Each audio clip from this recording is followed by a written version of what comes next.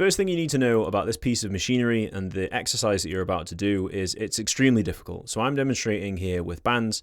The thicker the band that you use, the more assistance you are going to get. To set yourself up in the right position, there's a few things you have to set. So this whole mechanism here slides forwards and backwards. And then both of these rollers move up and down. All of those work off of this pin mechanism here. This is a different piece of equipment, but it's made by the same company, and they use these things here. Where it's pretty cool, where this little thing spins and then it clips open, and then you can maneuver it, and then when you flick it back in, it'll find the hole that is next going to go through. So this, and this whole thing slide back and forth and adjust to basically make it so that it's set up for you. And what you want to be able to do is have your feet flat on this metal pad at the back, and there's a little ridge here for this spongy pad. And that's where you want your knees to sit at the start. So you want to be able to be kneeling upright like I am, with your feet flat on that metal pad, and basically the bottom of your legs wedged in this little gap. That'll just give you loads of stability, and it'll make you actually be able to do the movement. I use 2 bands over the little railings at the back, for want of a better term.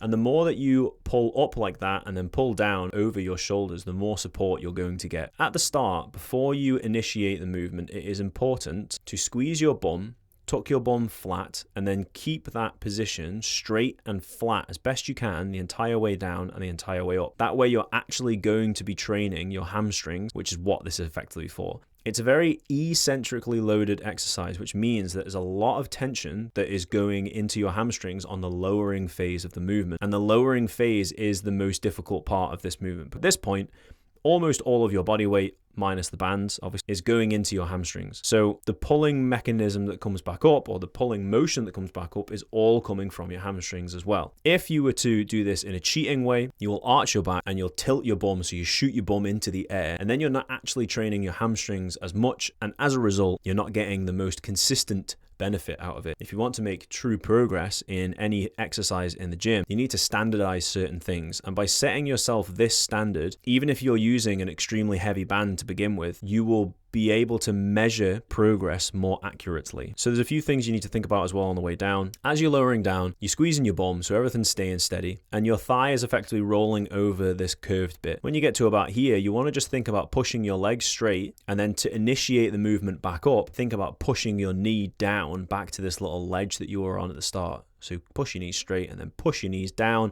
as you pull up with the hamstrings.